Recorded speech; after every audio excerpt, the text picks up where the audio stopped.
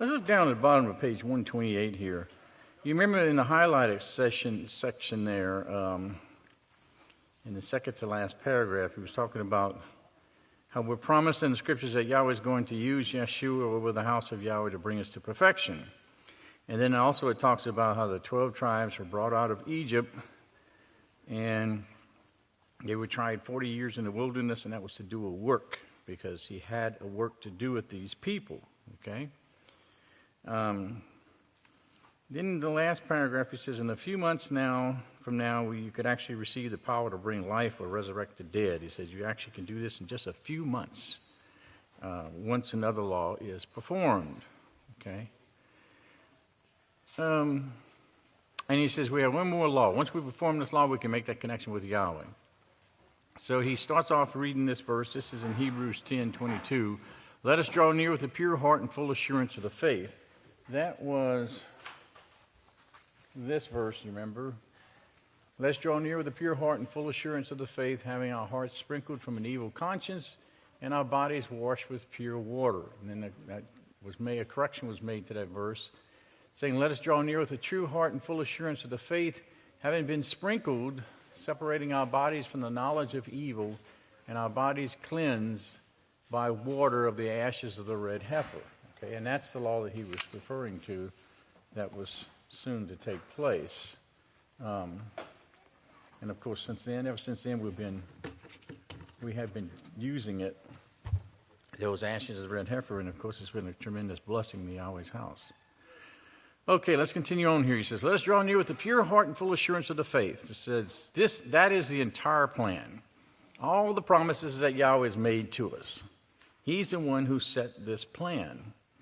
He's already fulfilled 6 works, and now in the 7th work that will bring this thing to perfection, notice.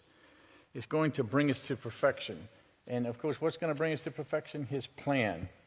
This, remember, is the footnote on Yachanan 1:1, talking about the plan. It says, it's translated from the Greek word logos, meaning something said, including the thoughts, by implication a topic or subject of set discourse. Also reasoning with mental faculties, and motive. So there's a motive behind these things. Thayer's Greek Lexicon, pages 380 to 382, is where you get that definition from. Now it says, this Greek word logos shows it to be itself the Greek translation of the original Hebrew, debar, which means Yahweh's revealed will, his whole plan and purpose for mankind. Notice. The Interpreter's Dictionary of the Bible, volume 4, pages 870 to 871. Some of the most blatant misunderstandings and deceit has arisen from the Yachanan 1 through 5. These 5 scriptures are used. Now, this is the Book of Yahweh footnote. Some of the most blatant misunderstandings and deceit has arisen because of Yachanan 1 through 5. These 5 scriptures are used to justify the pagan concept of the Trinity that still exists in the religions of today, trying to justify the doctrine that Yeshua Messiah pre-existed. It was Yeshua who was being referred to as the Word. Now, Yeshua was a God, or an El, previously, and now Yeshua Messiah is the God, or the El, of the New Testament. All of this is due to the translator's lack of spiritual understanding, okay? And that is Egyptian Mythology and Egyptian Christianity by Samuel Sharp, pages 13 to 14, and the Religions of Ancient Egypt and Babylon, A.H. Sauce, pages 229 to 230, and a Statement for Reasons for Not Believing the Doctrine of Trinitarians by Andrew Norton, page 94, okay? Because the Trinity is total nonsense. It's not even found in the Scriptures, anywhere in the Scriptures. But, of course, that all goes back to, as we see there, it goes back to Egyptian mythology, okay? Of course, they had the triad that they worship there, the Mother, Father, and Son worship, God worship. And that's where the Trinity came from, because that's all Christianity is, just a mixture of everything that is there. So continue on here in the book. He says, he will bring us to perfection, and then we will receive the great power that he promised back in Genesis when he said, I will make man in my image after my likeness.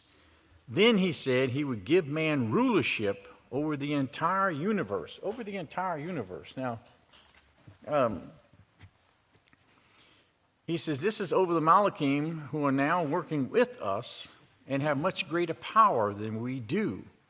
Okay, and remember, in 1 Corinthians 6, 2-3, it says, do you not know that the saints will judge the world? That word world also means the universe. Okay? The universe. We're going to judge the universe. And if the world or the universe be judged by us, are you not competent to judge trivial matters? Verse 3, do you not know that we will judge Malachim? Okay, so we're going to judge the Malachim. That's going to be put into our hands. That authority. Remember, as Yeshua said, all authorities have been given to the Son of Man. Okay? So continuing on here, he says, at that time, we will have authority over the entire universe, over all the kingdoms of the universe. We will be given that power. We will also have the power, as Daniel said, to resurrect the dead. And for a reference source, you can write down Yeketska 37, verses 5-8. Yeketska 37, 5-8.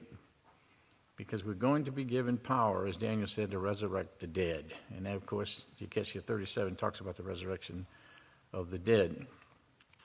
And if you notice as well, he talks about the Son of Man is given that power. So you're going to do that.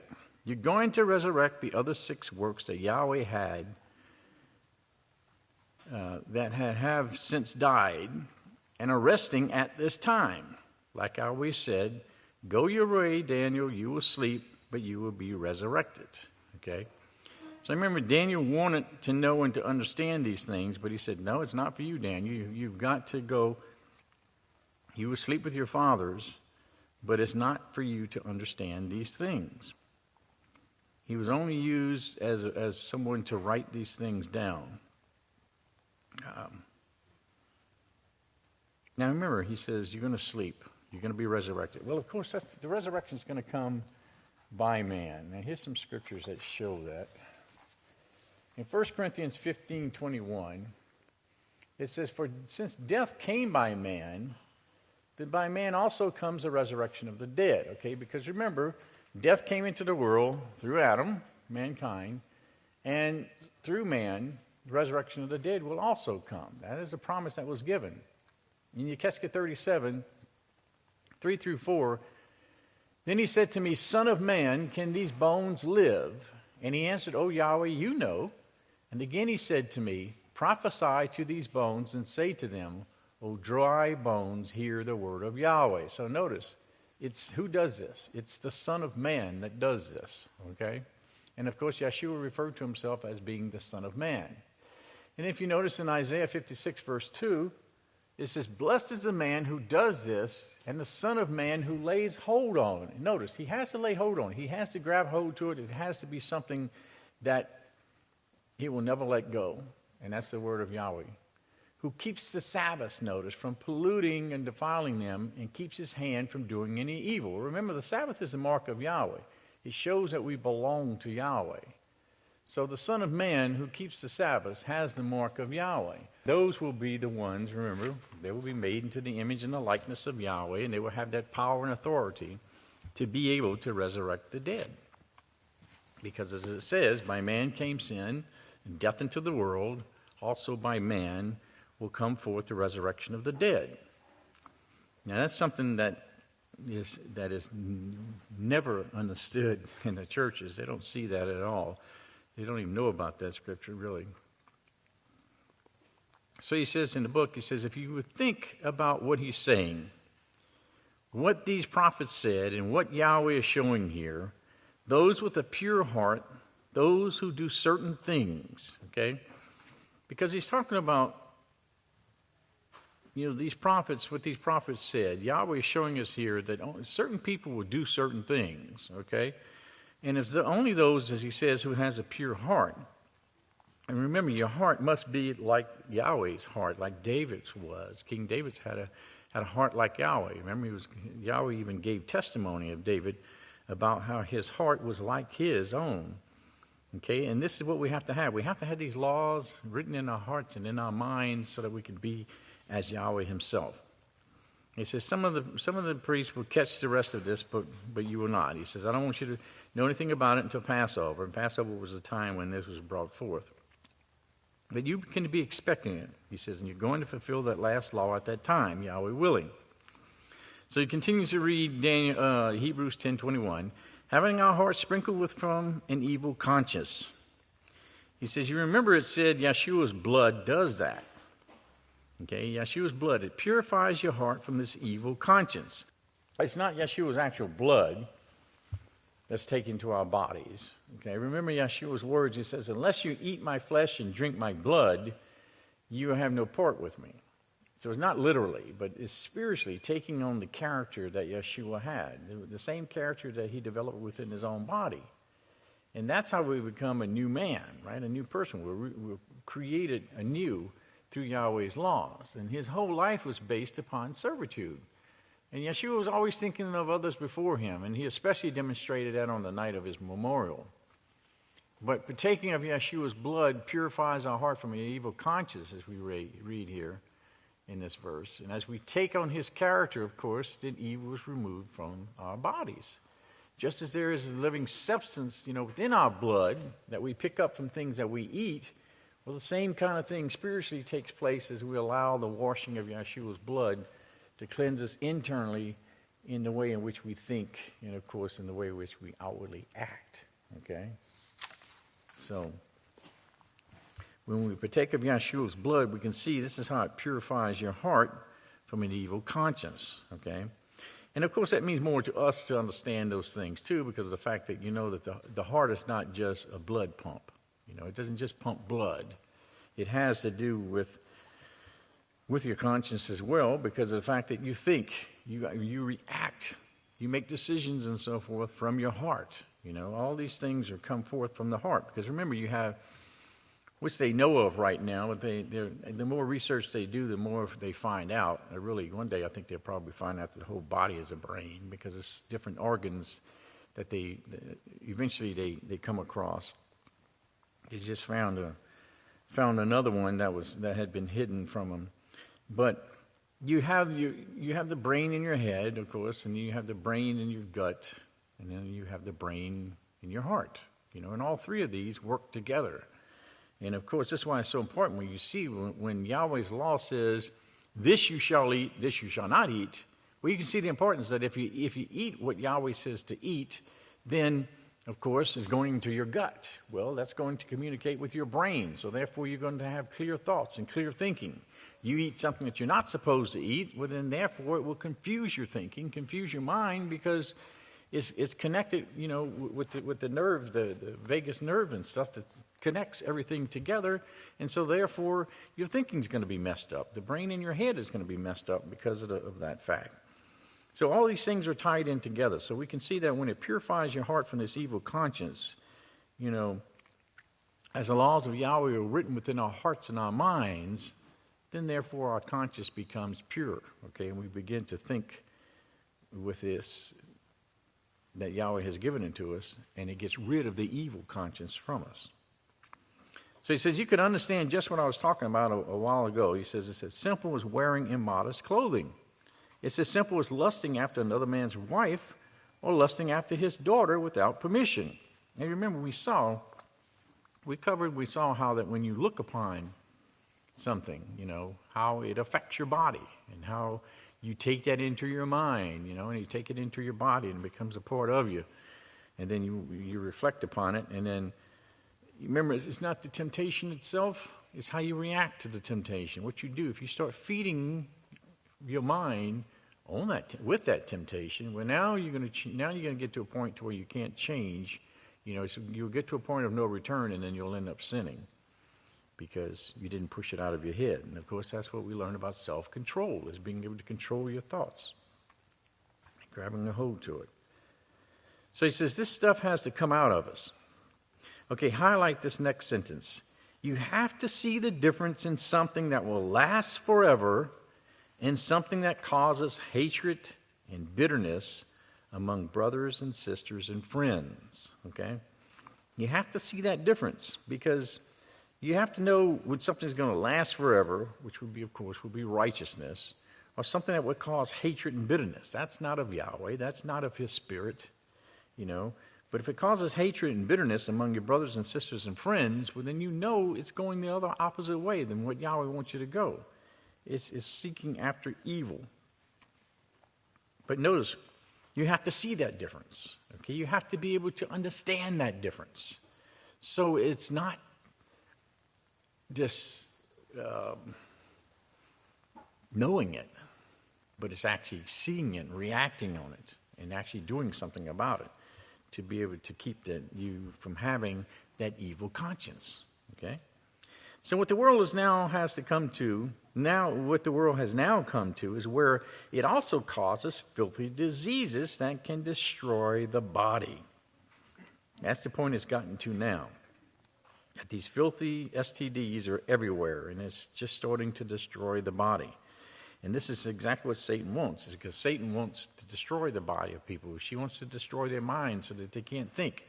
And that's the thing with the STDs, is they begin to work on the mind and cause the confusion of the mind. So therefore, if somebody's mind is confused, they can't think all the way. And remember also, these STDs also affect the heart. Okay? And if it affects the heart and the heart gets sick, well then the heart can't fully function, because you can't love Yahweh with all your heart, soul, and might, right? If your heart, part of your heart is affected by something. So your body is washed, notice, and your body is washed, as this verse says, Hebrews 10:22. And that's speaking metaphorically, he says, it's speaking of a law. The law that I've been speaking of, that we will perform soon, hopefully Passover. Okay, and that was the ashes, sprinkling of the ashes of the red heifer. So it continues on, having your heart sprinkled with evil conscience and your body is washed with pure water. Okay, here's a vocabulary word, pure water. It should be purified water. Notice, pure water, underline that, and underline purified water, okay? Because the water has been purified. So let us hold fast the confession of the faith. And of course, this is the faith that Yahweh has made these promises. Yahweh made these promises to those who have this faith. He says, I will take away sickness from you, and I will show you a life of peace and joy and love. And of course, that's what the world seeks after, but they don't have it, because they don't know how to have peace among themselves. They don't know what joy is. You know, to them, it's coming around the corner, right? Old fat boy is going to be hanging out, right? And that's going to be joy and peace on the earth, you know. That's the extent of knowing what peace and joy is. You know, it's that one day out of the whole year that they're supposed to experience these things. He says, but I will show you a life where you can have peace forever among your brothers and your sisters, and you will have family living, but you will have it in peace. You know, because even today, you can have family living, but you might not actually always have peace, right? There can be some confrontation sometimes when somebody slips up and doesn't control themselves. But your children will bring you joy and gladness instead of being filled with sorrow, sickness, and disease. Remember, and this is one of the things that the scriptures talk about, that, how a son can bring shame to his father and stuff, and how children can do this if they don't listen to their parents and follow those laws.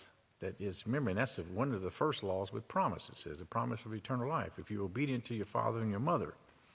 And of course that goes all the way up to adults, because the father and the mother, of course, is the house of Yahweh and the authority in it. So all these things were promised if we hold fast to the confession of the faith. The faith. If you remember in Luke 18:2, Yeshua said, well, when the Son of Man comes, will he find the faith on earth? Okay? The faith. And then you remember Yechaniah 1:3 says, beloved, I gave all diligence to write to you about the common salvation, that you should earnestly contend for the faith, which was once for all delivered to the saints. So notice, it's only one time, okay? It's one faith, the faith, and it was once and for all delivered to the saints. It was given one time, okay? there's not two laws, there's not two faiths. Ephesians 4, verse 5, there's one Father, one faith, one baptism, okay? So there's only one faith. You can't change. It doesn't change. It's not a different one for a different time period, like they try and say with the Old and New Testaments. And then Romans 3 through 4. So what if some don't believe? What if they didn't believe? Would that unbelief make the faith of Yahweh ineffective? By no means. Yes, let Yahweh be true and every man a liar. As it is written, there it is, as it is written, that you might be justified in your words and might overcome when you are judged. Okay, so we can overcome and be found acceptable and know that Yahweh can know that we will have that faith. Okay, that Yeshua said he's going to be looking for when he comes. Okay, remember it says many are called but few are chosen, because he's looking for a certain thing in certain people. Okay, continue on here with Hebrews 10:22. It says without wavering. Okay, that's another vocabulary word. Underline that. Wavering. It means, notice, not bending, not giving way. Not bending, not giving way. Now he says, he talks about what he saw on the news. And he said, on the news, they were condemning the veils. They were condemning the modest way in which the Muslims dress. I could never be a Muslim and would never tell anyone else to try to be a Muslim. They're not the house of Yahweh. They're not the true faith that Yahweh once delivered. Okay, you remember what we just read, that faith was once and for all delivered. Remember in Yada 1, verse 3, the faith which was once and for all delivered to the saints. Okay, now the Muslims are not of that faith, but they do have some laws that they're abiding by because they know what occurs when they don't abide by those laws. And right now it's obvious because they're fussing because AIDS is now entered into their country. And they know it's going to be spreading, and they also know that Americans are bringing it there, they said. They've never had this before. They didn't have fornication for very long there. They might have had a case, but he says that was another law that was performed. But you notice, they realized that these came from the Americans, of course, when the soldiers would go there and they would stir up all kinds of trouble and stuff. And like he said, the Muslims, they're not of the faith of Yahweh, but they do keep some of these laws. And one of this law is alcohol. Alcohol is forbidden to Muslims. And of course, that's a point that's well taken, because when you see Isaiah 5, verses 21 to 22, it says, woe to those who are wise in their own eyes and prudent in their own sight. Woe to your men mighty at drinking wine, and to your princes of mixing strong drink. Because these drinking parties, they're the cause of the many sexual sins that we see in society of today, of course. People start drinking, and before you know it, the sin is committed.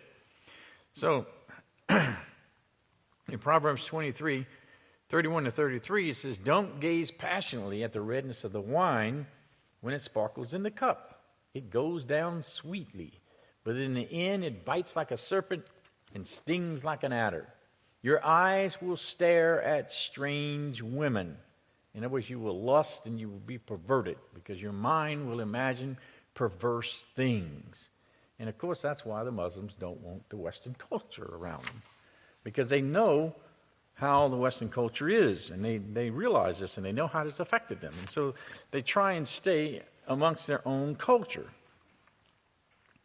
And in some countries, they will go to so much extreme that they won't allow any other religion at all, even to the point of death.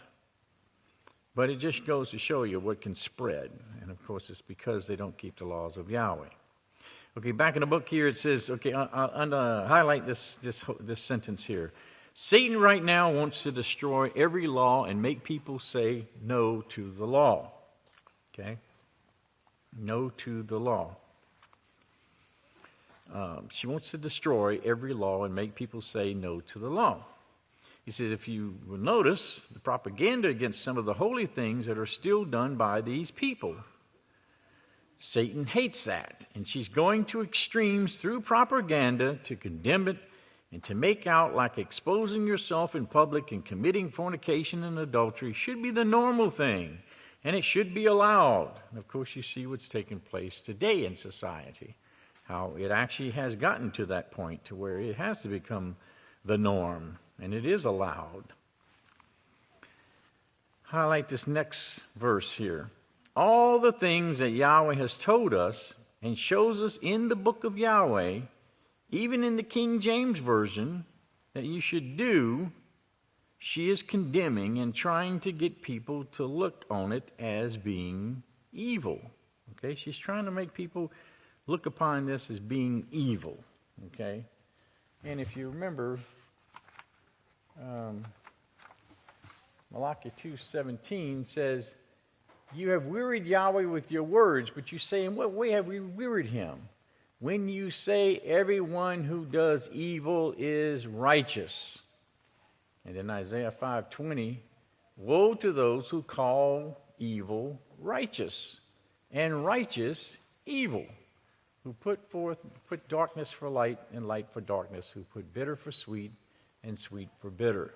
Okay, so woe unto those who call evil righteous. And of course, they are the ones that the woe's coming upon, right? They're the ones that are going to those who have the mark of the beast, all the ones who don't have Yahweh's mark, and they are the ones who are suffering the mark of the beast now with these plagues that's taking place on the earth. So he goes on and he says, if you will watch the news, he says, and keep that in mind, you will see what I'm talking about. So he continues on here with this verse. He says, "For he who promised is faithful. Let us consider one another how we can urge one another towards love and righteous works." And that's what we should be doing, considering one another, esteeming one another, trying to see the best in one another. Okay, that's the thing, is we have to look and see the best in one another, and not look for the faults in people and stuff. We all, that's why Yeshua said that he who has without sin cast the first stone. Okay, and that's what we got to be thinking about. We're not completely sinless, so don't expect our brothers to be the same way. We can overlook the faults of someone for the love of Yahweh and urge them on to do righteous works. And that helps us to be more righteous in Yahweh's eyes too. But he says, urge one another towards love and righteous works, not forsaking the gathering of ourselves together, notice, as the manner of some is, who have left and are not doing it, he says. Someone asked the other day, pastor says, someone asked the other day, why can't I just stay home and watch it on the internet? Why can't I do that? Well, why can't I just stay out my vehicle? How come I can't get in my vehicle and stay out in the parking lot? What's wrong with that? But this space here in the sanctuary, you're supposed to be in the sanctuary to keep a holy convocation with Yahweh. That's what's wrong with that. Not outside. Now, if this place gets too crowded and we can't handle anybody else, and we have other places where we can send you so that you're part of this work, but if you were told, go out in your vehicle, then that would be a different story. But for you to choose to do it yourself and not separate yourself from coming into the sanctuary, then yes, it's wrong. He says, well, you can do that if you want to break the Sabbath. Plain and simple. You can do it if you want to break the Sabbath. Because Yahweh says to have a holy convocation. And if you want to go to the way of the world, well, then you could go to Christianity. Plain and simple, right? Now look what Yahweh says about the Sabbath. The Sabbath is a holy convocation. Leviticus 23, verse 2 and 3 says, speak to the children of Israel and say to them concerning the feast of Yahweh, which you shall proclaim to be a sacred convocation. These are my feasts. And notice the first one he calls his feast. 6 days shall work be done, but the seventh day is a Sabbath of rest, a sacred convocation. You shall do no work in it. It is a Sabbath of Yahweh in all your dwellings. That's the seventh day Sabbath, the weekly Sabbath, the feast day of Yahweh. Leviticus 19:30 says, you shall reverence me by keeping my Sabbaths, where? At my sanctuary. I am Yahweh. He repeats it again, Leviticus 26:2. You shall reverence me by keeping my Sabbaths at my sanctuary. I am Yahweh. Okay? So you don't have any excuse. And that's all you do is make up an excuse if you want to do such a thing. But you actually separate yourself from the body of Messiah when you do that. And that's the whole point. We're supposed to be united together as a holy convocation. Well, he says, if you want to go the way of the world, you could go to Christianity. They don't care whether you come or not. If you just send your money, you can send your money with your children. And that's what a lot of them do. They send the children off to Sunday school, right? And then they stay home. Now, continuing with this verse, he says, but exhorting one another, so much the more as you see the day approaching. Notice, exhorting one another. Like it just said up here, urge one another towards righteous works. Okay, love and righteous works. Exhorting one another. And so much the more as you see that day approaching, or that last 3.5 years approaching that we're in right now. For if we sin willfully, notice, if we sin willfully, highlight that. If we sin willfully, highlight, if we choose not to keep the Sabbath, we have an opportunity to do so, and we choose not to, we are in trouble. Okay? Highlight that section there. For if we sin willfully, if we choose not to keep the Sabbath, to have an opportunity to do so, when we choose not to, we are in trouble. Okay?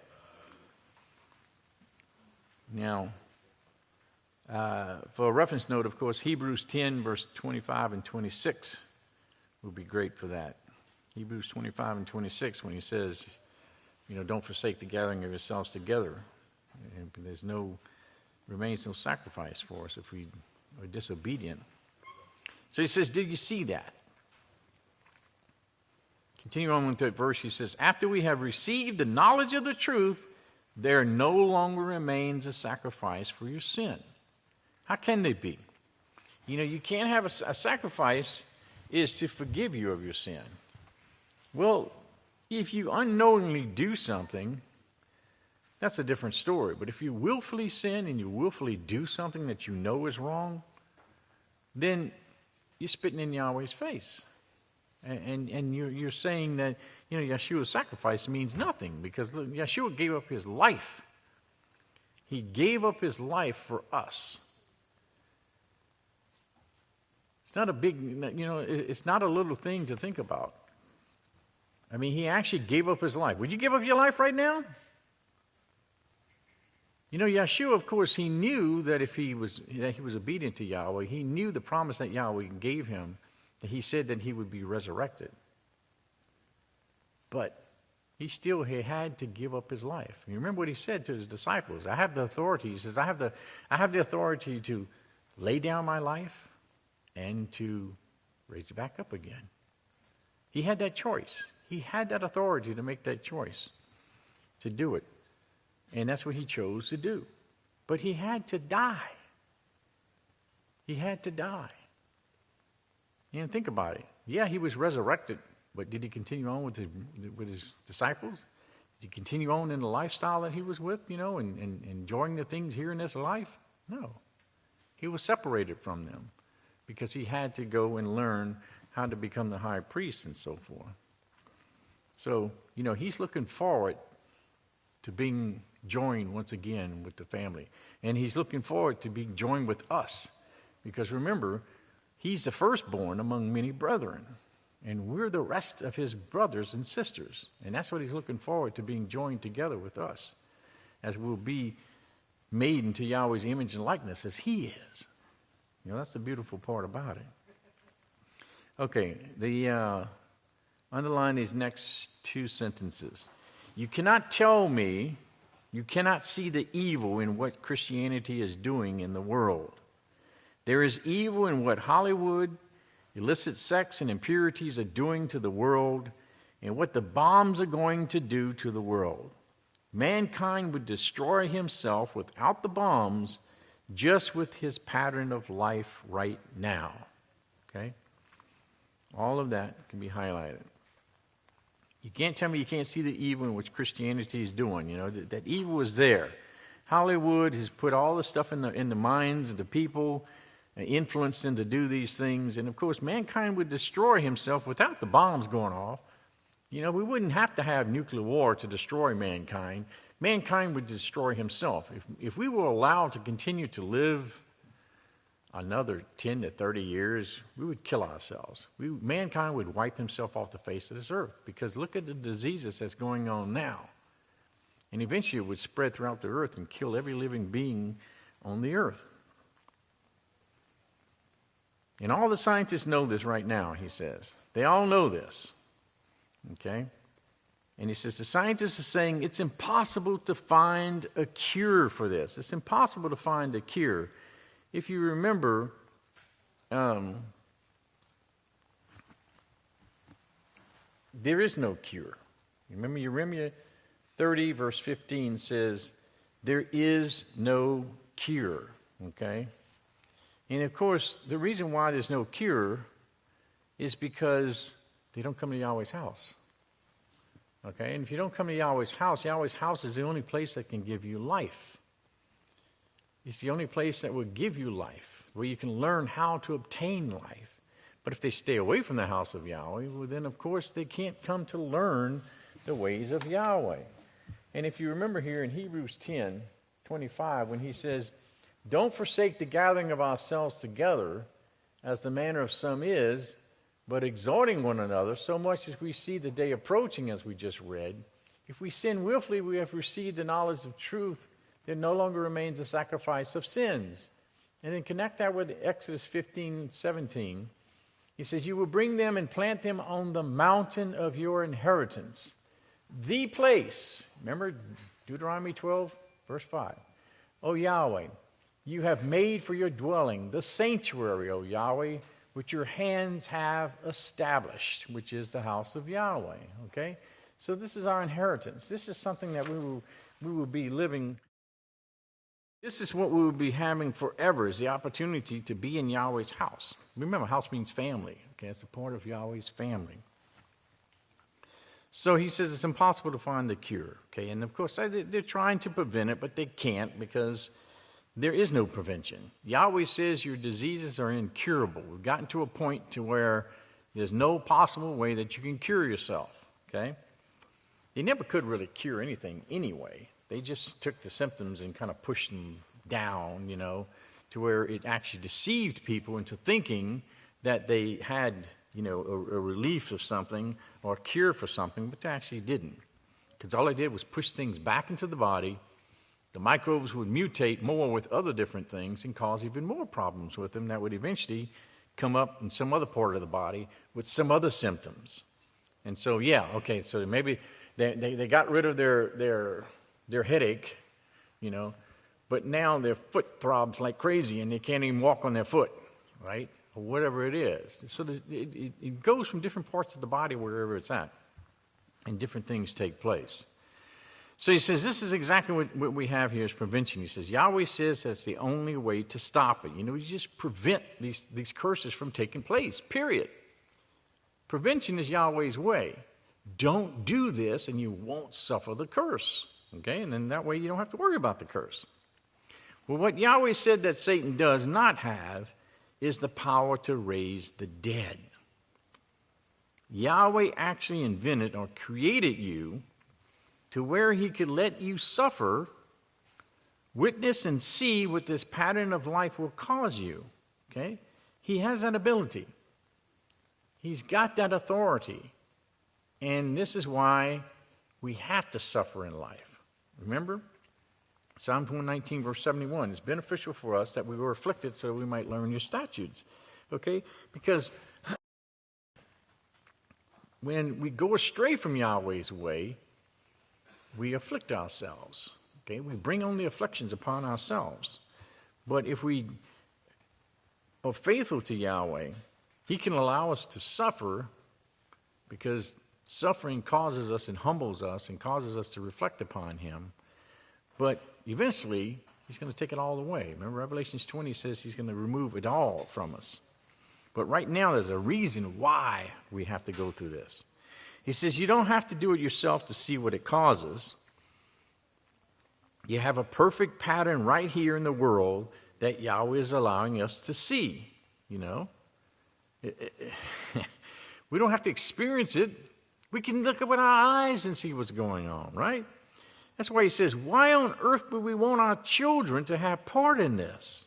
Why would we want to have part in knowing what it brings? Why in the world would we want to go back to Egypt? Why do we want to go back into the world? Why do we want to do any of those things? You remember what it says here in Ecclesiastes? Very important verse here, which I'm going to get to in a second here. Just want to read part of it here. But what it says here, this is Ecclesiastes 7, 8 through 10. And he says, the end of something is better than its beginning. The patient in spirit is better than the proud in spirit. Do not say, why were the old days better than these? You're not showing wisdom by asking such a question. Why were the old days better than these? Well, like Yahweh says, you're not showing wisdom because of the fact that everything that we go through in life is for a reason. All the pain, all the suffering, all the tests and the trials, all of these things are for a reason. You remember, it doesn't seem pleasant at the time you go through it, but if you can learn, then it says you will learn of the peaceful fruit of righteousness. And that's the reason why Jacob said, count it all joy when you fall into various forms of trials and tests and so forth, right? Because it doesn't seem like it's a joyful thing. But when you think and you realize it's like, hey, Yahweh's in complete control. So if I'm going through this, there's got to be a reason for it, right? So it's like I can't change it. So why not just accept it, right? And therefore you'll be able to make it through. Continuing on here, he says, but a certain fearful... Okay, so he says, with this verse, he says, after we receive the knowledge of the truth, there no longer remains a sacrifice for sin, but a certain fearful expectation of judgment. And remember, judgment belongs to Yahweh. And you remember, judgment belongs to the house of Yahweh at this time. Remember? 1 Kepha 4:17. We are being judged. The world isn't. But the house of Yahweh is being judged right now. We're on judgment. We're on trial. And we're being judged. The world is not, because the world doesn't know Yahweh. We do know Yahweh, so therefore we're being judged. Okay, highlight these next two sentences. Everywhere you see the word vengeance, written in the King James Version, it's a lie. It's a big lie to make out as if Yahweh is a vengeful God who got mad because you wouldn't celebrate his Sabbath day. Okay? And that's the way that the world looks upon it, you know. The wrath of the Lord. You know, he's our creator. Now, if he's our creator and he created us, and he created the earth, and he created everything in the universe, how stupid can a person be to think that if Yahweh got angry, does he really think that he would just go poof and this person would be destroyed? If he went poof, the entire universe would be destroyed. That's the power that would be in his mind if he turned to anger. Yahweh doesn't turn to anger. Yahweh is pure righteousness. There is no vengeance in Yahweh. There's no hatred in Yahweh. There's no anger in Yahweh. These are all lies that the Catholic Church came up with to make the Creator look that way. And there's a reason why, as he explains right here. In the book he says, that's the stupidest thing that Satan could have done. But she has the world believing it, and believing Yahweh is nothing more than some vengeful God. She is convinced that, remember, because they make Yahweh equal. Remember, he says, you should have no other gods before me. Making it look like Yahweh's just another God, right? The way that they word it in the King James. But she has convinced the world that she has the power through her cunning womanhood to go in and to make him feel better and soothe his feathers to make him forgive you for all your sins. Mother Mary, she's the one. You see, and that's why she's called the matriarch. Okay? Yes, Jesus Christ is the mediator, but Mary is the mediatrix, okay? She's the one who, if you can't get your prayers answered, you go to pray to Mary. Mary then will go to God and soothe God and say, oh, come on, forgive this guy, give him what he needs, Or she can go to Jesus, and guess what? Oh, Jesus can never turn his mother down. Jesus will never turn Mary down, and he'll always do what Mama asked him. And that's the way that the Catholic Church teaches it. If you're a Catholic, you know that. That's exactly the way what they teach. And this is why Mary is so popular within the Catholic Church, and why the whole world has deceived. The whole world, all these religions are worshiping her, the gods and the goddesses, but they're too ignorant to know that. They'll condemn the Catholic Church about something, but they turn right around and keep the same laws as the Catholic Church. And they're actually doing and keeping the same teachings. It's just under a different form, a different guise. But she made the world believe that she can soothe and cause people to have their sins forgiven. And this is why within the Catholic Church you had penance and so forth. You could go and you could pay a certain amount of money to have a mass said for the dead, which all masses are for the dead anyway. But, and this would cause a person, you had heaven, hell, and purgatory. Well, if God couldn't decide whether you were too bad to go to hell and burn up forever, or too holy to go to heaven, well, then you were stuck.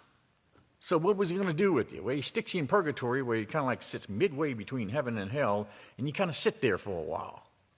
And so the church, come up with this idea, let's pay pay the priest some money to say some prayers for that dead person to be able to get out of purgatory, And so it was just a big money-making deal.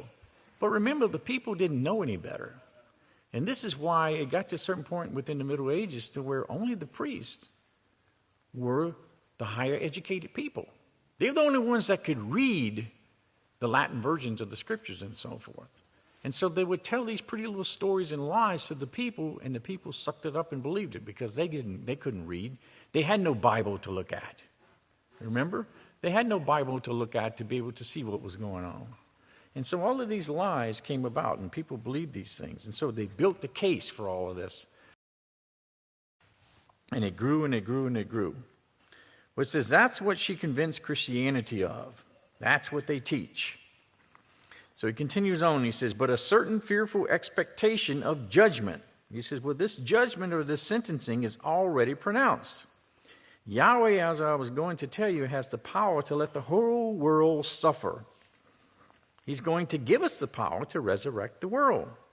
We're actually going to resurrect every man, every woman, and every child who has ever lived in the bodies that they were born with to begin with. How many people is that? Trillions and trillions of people have been born since the time of Adam and Eve. Trillions of people, But every last one of them is going to be resurrected. We'll actually make them disease-free. Their bodies will be disease-free at that time. That way, you see, their minds will be open, and they'll be able to have the opportunity with a clear mind and a fresh new body to be able to accept the teachings of Yahweh, or they can reject it. But they'll have a clear mind and a clear body so that they will be fairly judged as to what they want. So he says it will make it disease-free at that time, and then let Satan have another chance at them with the history that is set before them. Remember, she's going to be let loose at the end, and she's going to be able to tempt them. And as crazy as it is, even though people will see what they can have with Yahweh and what they already had and experienced before, they're still going to choose Satan's way. But that's what the scriptures show. It's a beautiful plan. Okay, it says it cannot be done without it. We have to have this tribulation. There's no way around it. We have to do it. Okay? Tribulation is a must. We have got to have tribulation. There's no way around it. Remember Acts 14:22, it says, they strengthened the minds of the disciples and exhorted them to remain firm in the faith, and that we must, through much tribulation, enter into the kingdom of Yahweh. And then Romans 8:35 says, well, who will separate us from the love of Yahweh? Will tribulation, distress, or persecution, or famine, or nakedness, or sword, or danger, and so forth? What can separate us from Yahweh? It certainly won't be the tribulation, unless we allow it to. But we've got to go through tribulation. It's a part of Yahweh's plan that plays a perfect part of his plan. Okay? Because through the suffering, we realize where our strength comes from. You know, this is why you have Day of Atonement. Okay, you have a Day of Atonement. One day of the year, that's all Yahweh asks, one day of the year that you go without food and drink, you know, so that you will realize that all your substance of life comes from Yahweh himself. So it's to get us to thinking about these things. But there's no way around it. We've got to go through tribulation. Continuing on in that scripture, it says, this fiery indignation which will devour the adversaries, okay? And, of course, that's already set in motion, and that has to be done. Now, highlight this next sentence here. That was the judgment of the kingdom of heaven. That was the judgment to create mankind and to let him go through this in a way that he can actually be resurrected and will not suffer permanent damage. He will not suffer permanent damage. Even though we suffer now, okay, we're made in a way. If you remember our bodies, you know, millions and millions of cells are dying off every second in our bodies. And our bodies is renewing itself. Every 7 years, our entire body renews itself. So the capability is there to keep the body alive. But one thing is missing, and that is the Spirit of Yahweh. Okay? The blood carries the impurities and so forth, and it carries so many different things in it that can destroy the body. But once the blood has gotten out of our bodies and we have spirit within our veins, then we will be able to live forever, because our bodies are made in such a way to where it can actually reproduce itself and keep ourselves alive. But Yahweh has made us in a way that He created us, and He can allow us to suffer, because, you know, through suffering we learn what the curses of sin do to a person, right? But He's made us to where we can be resurrected, and there will be no more suffering. There will be no more pain. There will be none of these things. So He says, if you died, or you have brothers who have died, like the person, not a member but a sister to one, who just died of AIDS. He says, I don't know of the AIDS cases that they've just been among the people of Yahweh. He says, but these are not Yahweh's members, but they're kinfolks dying of this.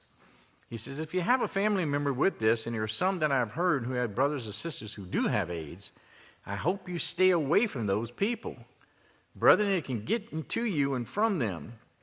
This has been proven repeatedly. You should not be handling food here. You should honor Yahweh as the law states in the Holy Scriptures, and stay away from your brothers and sisters to an extent to where you won't be causing them to come down with the sickness and the disease that you have at this time. It's very dreadful what people of the world are carrying around. When they live with the world, brethren, they get those diseases and they carry them to other people. And of course, this is what Yahweh's law teaches. You know, you stay away from the world. You stay away from them. Who is your brother and sister? You're looking at one another right there all around you, right? That's your brothers. That's your sisters. Everybody within the house of Yahweh. And so you stay away from the world, because the world just has sickness and disease and death. There's nothing there. And then he continues on with this verse. He says, those who rejected the law given through Moshe died without mercy on the testimony of 2 or 3 witnesses. They try and make that look really bad too, you know. It's like, well, there's this old vengeful guy, and boy, you did something, and whoom! You know, your goose was cooked. That was it, man. You know, on the testimony of 2 or 3 witnesses, you were whacked down. But of course, you have to know the law, what it means, and judging 2 or 3 witnesses and what it's talking about. How much more severely do you think a man deserves to be punished who has trampled the Son of Yahweh underfoot and has counted the blood of the covenant? See, they stop at that point. They don't read that point. They just think about the 2 or 3 witnesses, that, the Lord's Old Testament and that old Jewish law He had. Man, that was evil, because you could die underneath that law, you know. But if you trample the Son of Yahweh underfoot and has counted the blood of His covenant, he says, look over to verse 16. This is the covenant that I will renew with you after those days. I will put my laws within your hearts, and in your minds I will write them. The covenant of Yahweh. Here is some scriptures real quick to get you to thinking about the covenant, okay? The covenant of Yahweh. Now, the covenant was made with Noah, right? And, of course, the covenant was that he believed, and, of course, he was saved. In Genesis 6:18, he says, but I will establish my covenant with you, Noah, and you shall go into the ark, you and your sons and your wives, and so forth. Now, the sign of the covenant was, of course, the rainbow, right? In Genesis 9:13, I set my rainbow in the cloud, and it will be as a sign of the covenant between me and you and the earth, and so forth. And then, of course, he made the covenant with Abraham, the same covenant now.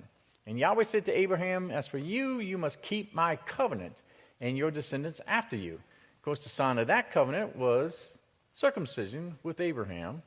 In Genesis 17:11, you are to undergo circumcision in the flesh of your foreskins, and it shall be a sign of the covenant between you. It's a sign only, okay?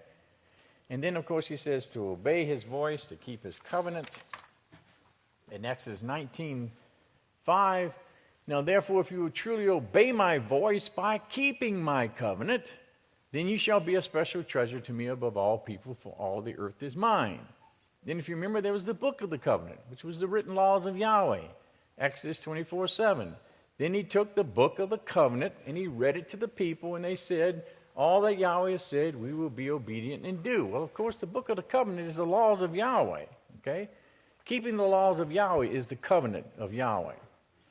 The keeping of the Sabbath, remember he says in Exodus 31:16, therefore the children of Israel shall keep the Sabbath to observe the Sabbath throughout your generations as a perpetual covenant. Observing the Sabbath. Don't forsaking the assembling of yourself together. Leviticus 26, it talks about the warning.